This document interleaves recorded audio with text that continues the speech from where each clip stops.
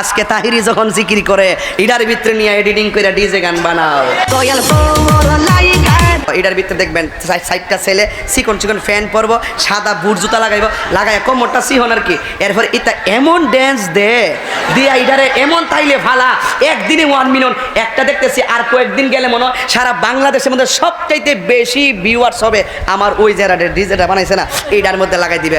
লাগাই দিয়ে এটা দেখতেছি ওই নৌকার মধ্যে ফেরিঘাটও চলে, এটা দেখি পিকনিকের মধ্যে চলে, এটা যাইয়া দিই হিন্দু বাড়ির পূজার মধ্যে চলে। আমি কই চলক দে হিয়ানো তো মুর্শিদও ঢুকছে।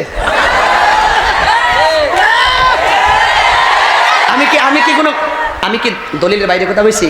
তোমরা আর বাটপারি আর দেশ কম বুঝছে মনে করো?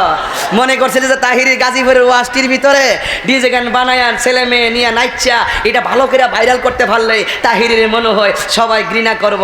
মানুষে তো বোকা না, ডিজিটাল বাংলাদেশ বুঝে কে কেমনে কি করে এইগুলা বুঝবার লাগে ডিজিটাল বাংলাদেশ হইছিল সুট্টিরে দরবার লাগিয়া, বাটফাট্টিরে দরবার লাগিয়া, এই সমস্ত বিকৃতকারীদেরকে ধরবার লাগিয়া, উস্কানি দাদাদেরকে ধরবার লাগিয়া, গুজব সৃষ্টিকারীদেরকে ধরবার লাগিয়া এই ডিজিটাল বাংলা যখন শেষ হয়েছে এবার স্মার্ট বাংলাদেশ হবে। কথা বলেন ঠিক পালায়া যাইবা গো, ঠিক কিনা বলেন? যুবক ভাইয়েরা আমার, খেলা হবে। এটা কি ফুটবল খেলা নাকি প্রেমের খেলা?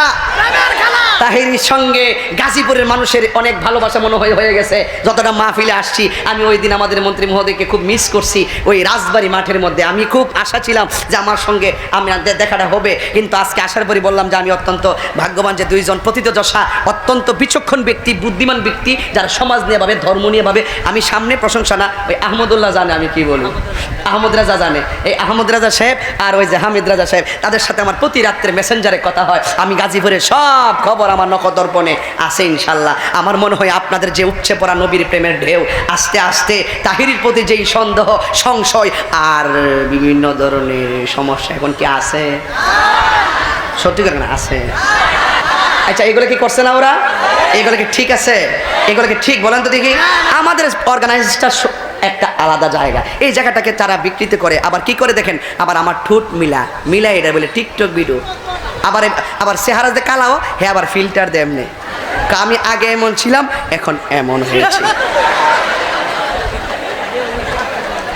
সত্যি করে এখন ঘুমটা গেছে নি? আমি একটা ঘুমের ওষুধ দিছি ফাঁকে দা।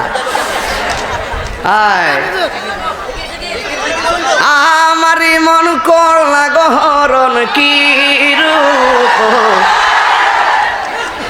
তোমরা মেজর প্রবলেম, খুব জটিল সমস্যা। যাক, যদি এসকের সাথে বইলা থাকেন এটা ঠিক আছে, আর ফান করেন না। আমি যেটা বলতেছি না এটা হলো এমনভাবে কথা বলবেন যেন কোরআন সুন্নাহর বাইরে না যায় আর কি, এটা জায়েজ আছে। যদি কোরআন সুন্নাহর বাইরে যায় এমন কৌতুক করা বা এমন রস করা জায়েজ নাই।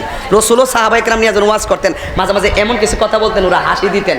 বাবুল মেজা এই কৌতুকের একটা অধ্যায় আছে, রাসূল সাল্লাল্লাহু আলাইহি ওয়াসাল্লাম অত্যন্ত সুন্দর করে বলতেন, সাহাবাদের ক্লান্ত দূর হয়ে যেত। তো আমরাও ওইটাই প্রেজেন্টেশন করি যেটা কোরআন সুন্নাহর সাথে সাংঘর্ষিক হয় না। এবার মহিলা মনে আসেনি? মহিলা কথা বলছি, তোরা মন থাকবে তো।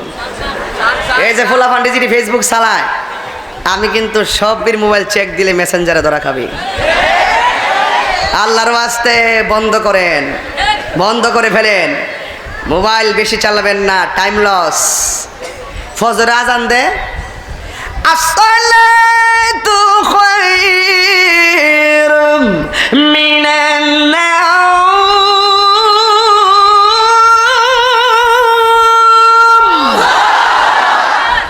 তখন হে ক আজান দাঁড়াইছে রে, এবার একটু ঘুমাই। আজানটা দিলে ঘুমটা লাগে, আর আল্লাহর খাঁটি বান্দারা আজানটা দিলে ঘুম ভাঙে। তাইলে পার্থক্য আসেনি? তো আপনি বান্দা বান্দে থাকবেন, সব বান্দা বন্ধু হতে পারে না। কথা বলেন ঠিক না বেঠে? ওই দেখেন মহিলাটা কি করে একটু শুনেন, তাইলে ওয়াজ বুঝা ফেলাবেন। ওই মহিলা ডাক দেয়া বলে, ইয়া রাসূলুল্লাহ, ইয়া হাবিবাল্লাহ, নবী গো, ও মায়ার নবীজি, পুরুষেরা যাবে জিহাদের ময়দানে, আমার কি মনে চাই না শহীদের সুধা পান করার জন্য? আল্লাহর হাবিব বললেন, মা আপনার স্বামী আসেনি? আমার নবী বলতে পারতেন তোমার বাবা আসেনি। আমার নবী বলতে পারতেন তোমার মা আসেনি। আমার নবী বলতে পারতেন তোমার শ্বশুর আছে।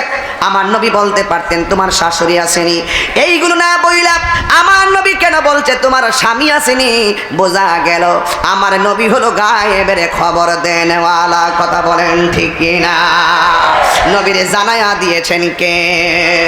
আল্লাহ প্রদত্ত ক্ষমতা বলে নবী গায়েব জানি কি জানে না?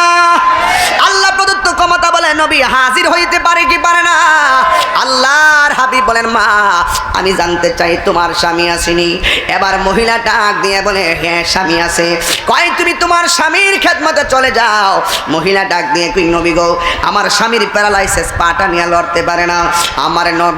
আমার নবী বলেন মা আপনার স্বামীর খেদমতে আপনি চলে যান। এবার মহিলাটা ডাক দিয়ে বলেন নবী যদি অর্ডার করে নিষেধ করা যাবে না, নবী যদি অর্ডার করে অমান্য করা যাবে না। ইয়া রাসূলুল্লাহ আমি চলে যাব, কিন্তু যাওয়ার আগে আমার ছোট একটা বাচ্চা আছে, এই বাচ্চাটারে আপনার কুলের মধ্যে দিলাম, এই বাচ্চাটারে আপনি জিহাদের ময়দানে নিয়ে যান। এবার নবী ডাক দিয়া বলে হ্যাঁ মা জিহাদের ময়দানে যদি ছোট বাচ্চা লইয়া যায় তাইলে আমি যদি যুদ্ধের ময়দানে বাচ্চাটা কোলে রাখি আমার যুদ্ধ করতে অসুবিধা হবে, যেহেতু আমি হইলাম যুদ্ধের প্রধান সেনাপতি।